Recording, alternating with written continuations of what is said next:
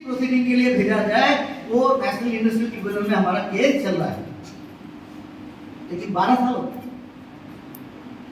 उस पर निर्णय नहीं आया। निर्णय नहीं आया क्यों? क्योंकि सरकार जुडिशरी सिस्टम को हैंडीकैप करके बैठी, जज नहीं भेज रही। जज रिटायर हो जाता है, दूसरा जज आने में 2.5 साल निकल जाता है।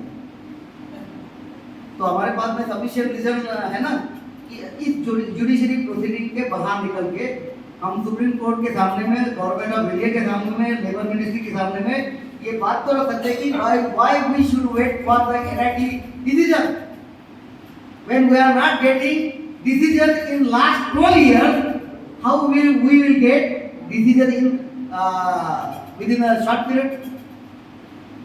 तो हम इस प्रोसीडिंग से बाहर निकल सकते हैं और सीधा एक दिन का मार्च ईयर का नोटिस देकर रेलवे को डायरेक्ट वार्ता के लिए बाध्य कर सकते हैं। लेकिन मुझे ये कॉन्फिडेंस होना चाहिए ना कि आप मेरे साथ हैं, रनीश साहब मेरे साथ हैं। ये कॉन्फिडेंस के बगैर मैं किसी से लड़ नहीं सकता ना।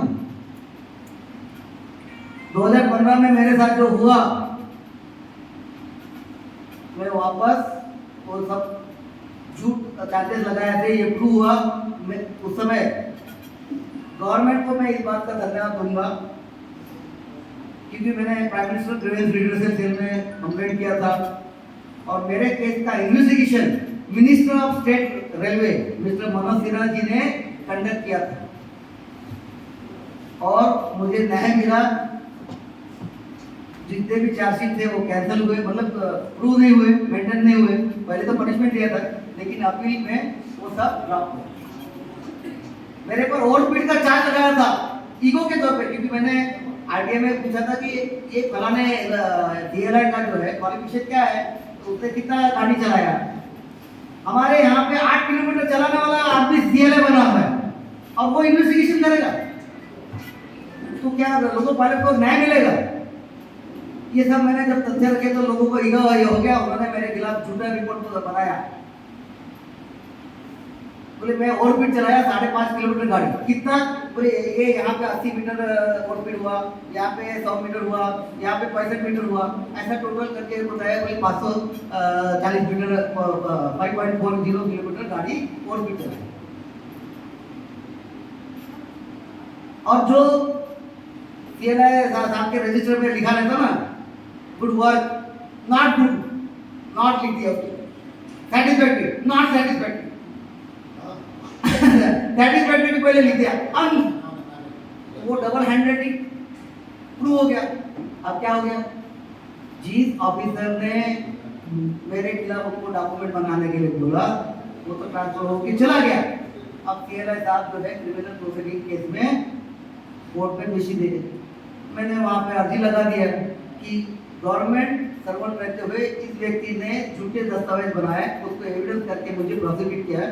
इस व्यक्ति का जब तक इस डिपार्टमेंट ने तो इनको गिल्टी ठहराया, अब कोर्ट में ये क्रिमिनल केस में है, तो सीसीएस रूल नंबर 69.3 के अंतर्गत और पेंशन रूल 9 के अंतर्गत इनकी ग्रेजुएटी और पेंशन को रोकने के आदेश रेलवे को दिया जाए,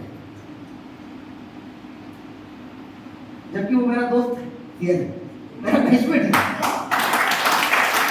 और बात मेरे और की नहीं थी, बात है मेरे कैडर के ऊपर में।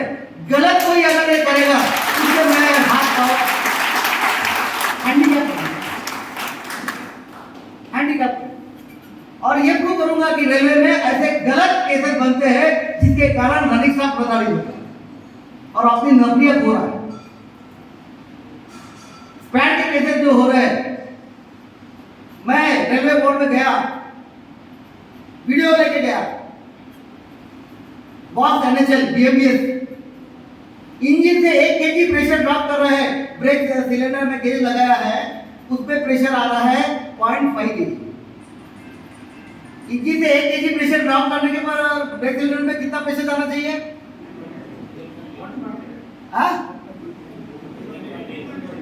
अरे यार, तुम लोग रनिश साहब है कि मेरी भी नाक कटाओगे?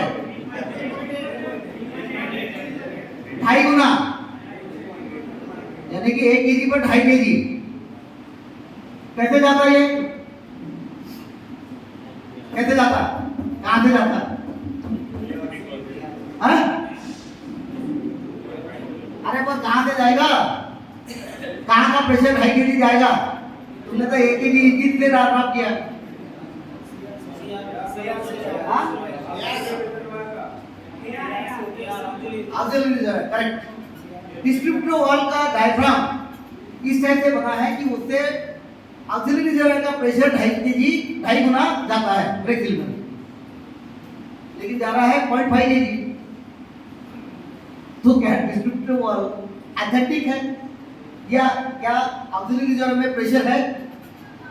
दूसरा ट्राई किया, इमरजेंसी मारे तो प्रेशर कितना जा रहा है, 0.2 kg। और ये सारा वीडियो मैंने रेलवे बोर्ड में deputy director safety KP Yadav और एग्जीक्यूटिव डायरेक्टर किशोर वैभव साहब के सामने में रखा, और उसके ऊपर में काफी लंबा एक रिप्रेजेंटेशन जो 4 पेजेस का, उन्होंने वो वीडियो भी देखा, 4 पेजेस का रिप्रेजेंटेशन भी पढ़ा, उन्होंने उसको बहुत सराहा, मुझे ब्रेड बटर भी खिलाया, चाय भी पिलाया।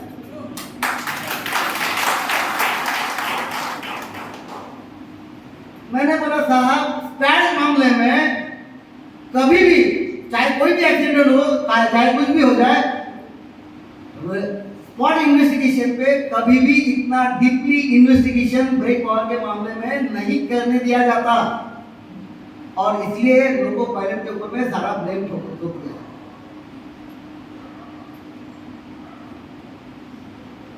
स्पीडोमीटर डीआरएम साहब मेरे साथ 21 पर है, उनके सामने मैं 120 से चला रहा हूँ गाड़ी। डीआरएम साहब ने बोला बताइए लोको पायलट साहब क्या परेशानी है? मतलब साहब इसका फ्लॉपी निकाल के तुरंत एनालिसिस करके देखा जाए कि इसमें क्या रिकॉर्डिंग है। बोला शाम में जो फ्लॉपी निकाली गई, एनालिसिस हुआ, उसमें रिकॉर्डिंग हुआ 124 की। मैंने बोला साहब अभी आप फिटनेस थे, अगर आप नहीं रहते तो मैं तो गया था। तो स्पीडोमीटर का एनालिसिस, कैलिब्रेशन वो हर ट्रिप में होना चाहिए, जबकि थ्री-वे लोगों में वो कब होता है? आईसी में, आईबी में, आईबी या आईसी में, और फिर एमओएस पीओएस में। तो मैंने बोला उसमें उसके पल्सिंग कैलिब्रेशन, उसके फुल गियर कैलिब्रेशन, उसके इनपुट वोल्टेज, आउटपुट वोल्टेज, क्योंकि ये सॉफ्टवेयर थोड़े सेंसिटिव है, इसमें जरा सा भी वेरिएशन हो गया तो तुम्हारा रिकॉर्डिंग गड़बड़ हो जाता। ये ना बराबर है, मेरे को ज्यादा नहीं आता तो थोड़ा बहुत जानता हूँ। एक गाड़ी डिरेल हुई, खड़ी हो गई, उसमें स्पीड आ गई 16 किलोमीटर WTG-4 में, और उसमें इंक्वायरी में चार्जेस लगाया कि मैं वो स्पीड चला, उसके लिए फाइट करना पड़ा। एनालिसिस रिपोर्ट है तो 18 महीने ओवरड्यू पावर, उसके लिए फाइट करना पड़ा, बहुत पापड़ बेलने पड़ते हैं। फिर सिक्योरिटी बोला था अरे यार कहाँ तू ये कर रहा है, वो आधा है जीएम की तरफ रिपीटेड हुआ है, जीएम ने बोला कि भाई ऐसा। आप मेरे को ये मत समझो मेरे लोगों पायलट के बारे में क्या, मेरे लोगों पायलट के ऊपर अगर जगह आएगी मैं भिड़ूँ, मुझे मैं जीएम साहब को नहीं जानता, मैं डीआरएम साहब को नहीं जानता, मैं सिक्योरिटी हूँ। लोगों पायलट को बोला तू चिंता मत कर, मैं 1 साल का इंक्रीमेंट है ये सेटलमेंट देता हूँ, उसके बाद में तेरे को नाम दूंगा। लोगों पायलट विचार करते हुए साहब से पंगा थोड़ी करता, वो बोले साहब जानते हो साहब जाने दो अपन अपने। तो ये हमको कब्जा कौन करता है? हमारे पायलट। अपन लोग जो है रेलवे में अपनी स्टेटस को बढ़ाने के लिए कंटिन्यूसली फाइट कर रहा है। मैंने प्राइम मिनिस्टर साहब को भी लेटर भेजा कि साहब मैं राजधानी लोको पायलट हूँ, हाई स्पीड सुपर साइकिल चला रहा हूँ, लेकर क्वालिफाई किया, हर साल मेडिकल दे रहा हूँ, मेरा पे स्केल है पे लेवल 6 और 400 किलोमीटर गाड़ी चला रहा हूँ। मेरी सबऑर्डिनरी पोस्ट जो है मोटरमैन, वेस्टर्न रेलवे का हो या मेट्रो का हो, वो एमएससीपी के अंतर्गत पे लेवल 9 पर पहुंचा, तो डायरेक्टली भर्ती हो गया। पर वो 400 किलोमीटर तो गाड़ी नहीं चला रहा ना, 50 किलोमीटर भी डाला, वो भी तो लोको रिक्शा भी है। तो फिर लोको रिक्शा की अपने पे का पे स्केल क्या होना चाहिए? पे लेवल 9, मुझे पे लेवल 6 पे क्यों रखा गया? तो कृपा करके इसमें ध्यान दें। उन्होंने बोला कि भाई उनका लेटर भी आया, मैंने व्हाट्सएप ग्रुप में डाला था कि भाई आपका मसला रेलवे मिनिस्ट्री के पास भेजा है। रेलवे मिनिस्ट्री क्या बोलती है, हम इस पर देख रहे हैं और पे बढ़ाना हमारा काम नहीं है, वो पे कमीशन देता है। इसका जवाब कैसे देना चाहिए मुझे? अगर मेरे साथ में ताकत है तो वो खुद देंगे, क्योंकि ये वही रेलवे बोर्ड है जब 5वें पे कमीशन में हम लोगों को मेल एक्सप्रेस ड्राइवर में 5,500 का पे स्केल दिया था, हमने तुरंत बॉम्बे बंद कर दिया था, सिर्फ बॉम्बे। क्या हुआ? 6,000 9,800 का पे स्केल दिया ना, फिर पे कमीशन कहाँ से आया? देने वाले रेलवे बोर्ड ही थे ना। तो मांगने से कुछ नहीं मिलता, छीनना पड़ता, और छीनने के लिए हाथ मजबूत होना चाहिए। तो हाथ मजबूत करेगा कौन? अरे कोई नहीं करेगा हाथ मजबूत। मेंबरशिप पूरे रईस साहब साथ में रहेंगे।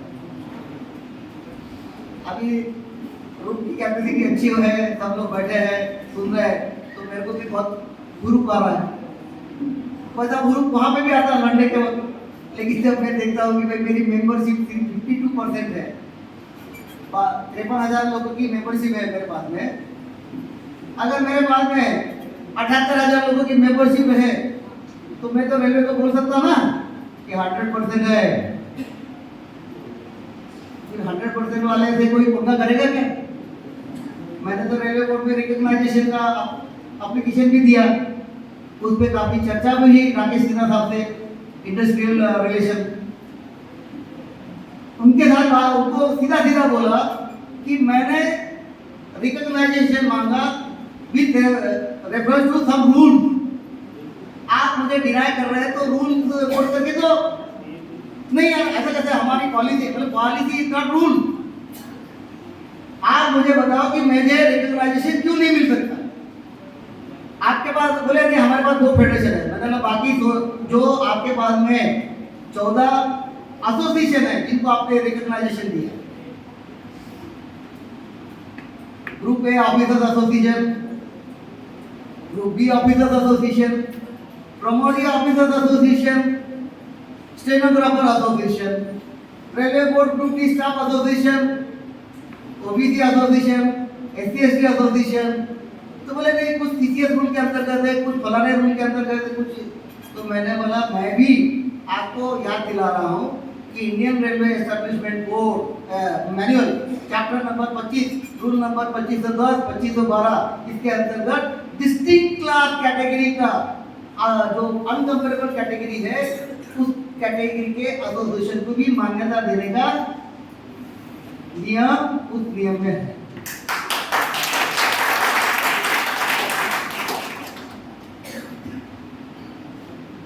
तो ये नियम के अंतर्गत आप उनको रिकॉग्नाइजेशन दो। लेकिन वही है कि भाई ऐसा नहीं होता, तो फिर मैंने उनको वो एग्जाम्पल दिया railway production unit. Railway production unit में कपूरथला पोस्ट फैक्ट्री, इनको वहां के वर्कर्स को आपने रिकॉग्नाइजेशन दिया as per order from Delhi high court. उनको आप रिकॉग्नाइज भी किए, ठीक है, आपने वोटिंग के माध्यम से किया ना, आप हमारे को भी वोटिंग करने का दो ना। हमको ये चाहिए दो कि whether we want to go with the federation और we want to go with the airline. अगर हमारे अनिल साहब ने हमको अगर 51% वोटिंग नहीं किया, आप हमको मत देना रिकॉग्नाइजेशन। लेकिन वो उसके लिए तैयार है। उनको तैयार को कैसे करेंगे? सीधे ही हमारे खिलाफ बहुत बड़ा षड्यंत्र चल रहा है। रेलवे में ये बोला जाता है कि पेंशन के अभी मीडिया के माध्यम से मैंने अभी जो मीडिया के सामने बोला, तो बात को समझो। सरकार एक सिस्टमेटिक प्रचार कर रही है सरकारी कर्मचारियों के खिलाफ। क्या बोल रही है कि पेंशन के कारण सरकारी बजट के ऊपर में काफी बर्डन आ रहा है और अकल के अंधे लोग उसका प्रचार कर रहे हैं। जिनको कुछ समझता नहीं वो फालतू की बोला, अरे नहीं क्या को मिलना चाहिए, तो दंगा दे दिया ना कि क्या को पेंशन मिलना चाहिए। क्योंकि आजकल हमारा समाज हिंदू धर्म से ज्यादा पॉलिटिकल एंगल पे ज्यादा बाइफरकेट हो गया, सेपरेट हो गया पॉलिटिकल स्टैंड पर। तो इसमें ओल्ड पेंशन स्कीम क्या है और न्यू पेंशन स्कीम क्या है? ओल्ड पेंशन स्कीम क्या भाई, उसका रूल क्या है? Old pension scheme rule 1972। तो फिर 72 के पहले क्या था? देखो सुप्रीम कोर्ट ने ऐसा क्यों बोला कि पेंशन एम्प्लॉय को कोई बख्शीश ही नहीं है, अगर आप दे रहे तो वो उसका डिप्रेस पे है, वो उसका अधिकार है। क्यों बोला सुप्रीम कोर्ट? तो ये बेवकूफ तो हल्की तो जुडिशरी नहीं है, बिना किसी एथेंटिक बात पर वो ये बोलेगी कि आधा रूल है करके। 1972 के पहले जो हुआ करता था वो था 1962 से 72 तक कॉन्ट्रीब्यूटरी प्रोविडेंट फंड। उस समय पेंशन नहीं थी। कॉन्ट्रीब्यूटरी प्रोविडेंट फंड क्या होता है कि आपका पीएफ आपके वेतन का 10% और उतना ही एम्प्लॉयर आपके प्रोविडेंट फंड में जमा करता है और रिटायरमेंट के टाइम पे आपको एक बल्क अमाउंट के साथ में आप रिटायर कर देते थे। आपकी उसके बाद में उस समय पोस्ट ऑफिस में जमा करो तो 12% इंटरेस्ट मिलता था। लेकिन 71 का वार जब हुआ तो सरकार को क्या लगा कि यार 65 लाख एम्प्लॉय को अगर मैं हर महीने इस तरह से देते रहूं तो मैं नेशनल इंफ्रास्ट्रक्चर कैसे करूंगा, उसका डेवलपमेंट कैसे करूंगा।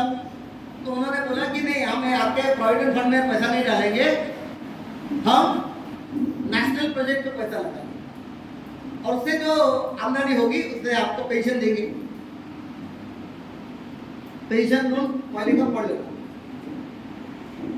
अब सरकार ने हमारा जो डिफरेंस पे किसी का भी जो पे डिसाइड होता है उसका काम का दाम, वो काम का दाम अगर आपका 100 रुपये डिसाइड हो रहा है तो सरकार उसमें से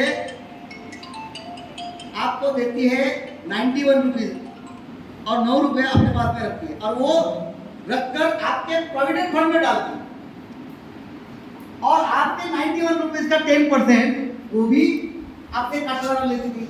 मतलब आपका 18 रुपये से कम हो जाता था टेक होम सैलरी। अब सरकार ने क्या किया, आपका जो पे था 9 रुपए से कम दिया हुआ वो 9 रुपए कहाँ डालना शुरू किया? National project.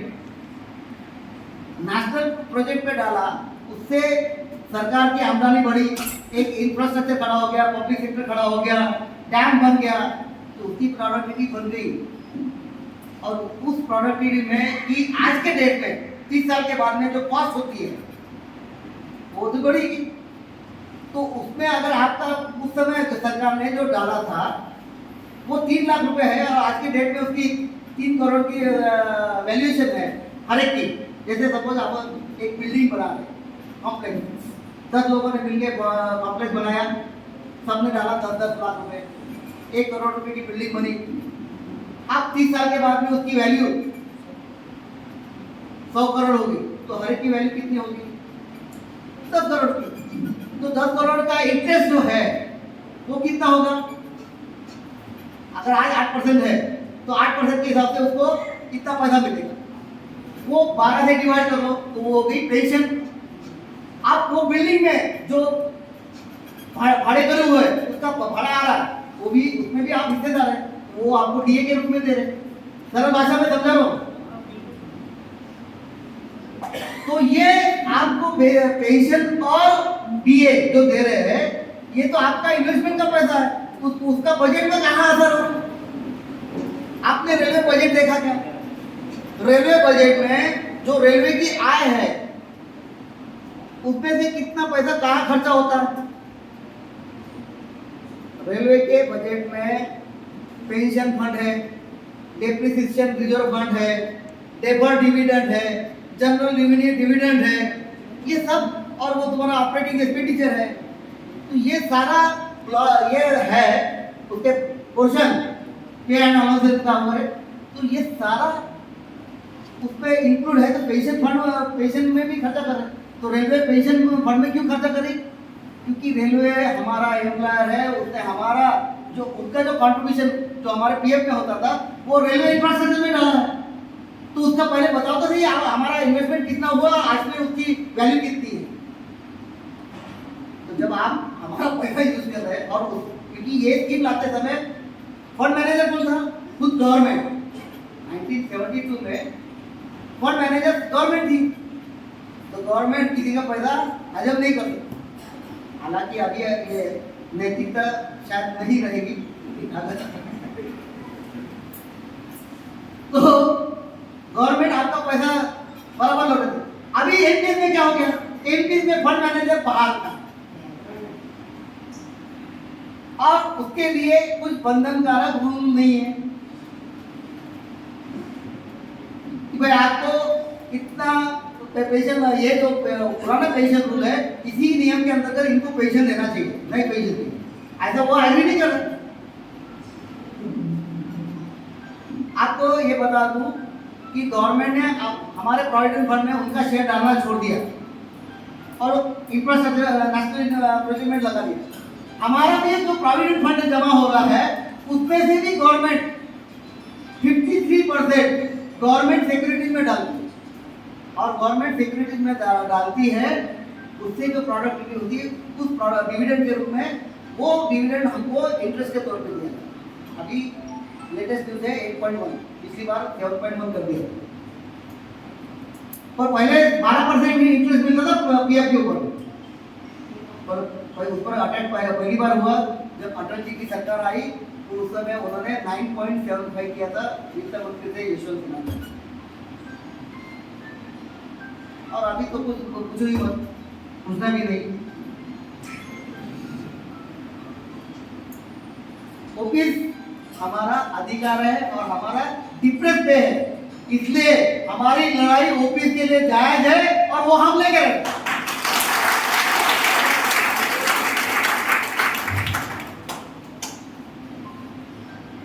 और ये सब करते समय लीडरशिप संगठन को बनाता है, लीडरशिप संगठन को बनाता है, तो लीडरशिप में कौन सा गुण होना चाहिए? मैं एक बिल्डिंग को देखने गया, वहां पर एक मिस्त्री जो सेंट्रिंग करता है, वो लोहे की सलाखें बांध रहा, कहीं पर बड़ा पिलर बनाना है तो कहीं पर 22 mm का सरी, कहीं पर 18 mm का, कहीं पे 16 mm का, कहीं पे 12 mm का, कहीं पे 4 mm का, ऐसा बांध रहा है बिल्कुल सेंट्रल कैविटी, उसका एररलेस उसका सेंटर बनाकर फिर मास कंक्रीटिंग का, और ये प्रिकॉशन लेता